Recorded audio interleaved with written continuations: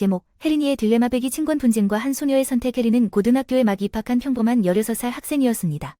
하지만 그녀의 인생에는 평범하지 않은 일이 있었죠. 바로 부모님의 끊임없는 법적 싸움이었습니다. 이 싸움이 바로 혜린을 가장 큰 딜레마에 빠뜨렸습니다. 친권 분쟁이 시작된 것은 그녀가 8살 때였습니다.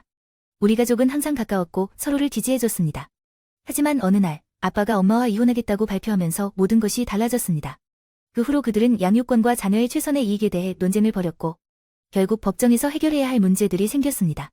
혜린의 부모님은 서로에게 깊은 상처를 주었고 아이들이 자신의 의견이나 감정을 표현할 수 있는 공간을 거의 주지 않았습니다. 혜린이 이제 성인이 되어가 나이가 들면서 그녀는 이 분쟁에서 중요한 역할을 맡게 되었습니다. 친권자는 법적으로 아이를 돌보고 결정을 내리는 사람입니다.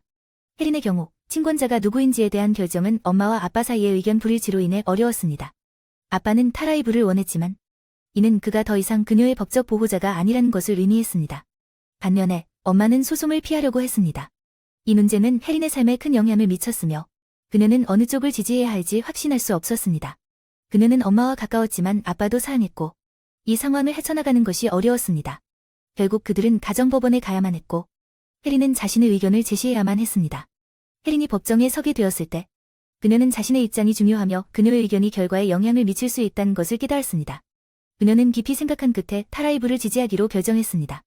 왜냐하면 그것이 아빠가 더 이상 법적 보호자가 되지 않으면서 엄마와 관계를 유지할 수 있게 해줄 것이기 때문입니다. 하지만 이 선택은 가볍지 않았습니다.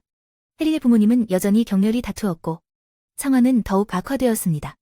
그녀는 소송을 끝내는 것이 가족 내의 긴장을 완화할 것이라는 희망을 품었지만 결과는 그렇지 않았습니다. 대신에 친권 분쟁으로 인한 상처는 더 깊어졌고 그녀의 부모님의 관계도 돌이킬 수 없을 정도로 손상되었습니다. 결국 혜린은 자신의 선택이 완벽하지 않을 수도 있다는 것을 깨달았습니다. 그녀는 엄마를 지지하고 싶었지만 동시에 아빠와 관계를 유지하고 싶었습니다. 하지만 결국 그녀는 자신이 한 결정에 만족해야 한다는 것을 이해했습니다. 친권 분쟁의 여파가 여전히 가족에게 남아있지만 혜린은 이 경험이 그녀에게 인내심과 회복력의 중요성을 가르쳐준 것에 대해 감사하게 생각합니다. 혜린의 이야기는 많은 가정에서 벌어지는 가슴 아픈 현실을 보여줍니다. 배기 법적 싸움과 그것이 자녀들에게 미치는 영향입니다. 하지만 또한 이러한 도전에도 불구하고 사랑과 이해가 가장 어려운 상황 속에서도 여전히 존재한다는 것을 상기시켜줍니다. 혜린에게 친권 분쟁은 결코 끝나지 않았지만 그녀의 용기와 회복력은 그녀를 앞으로 나아가게 할 것입니다.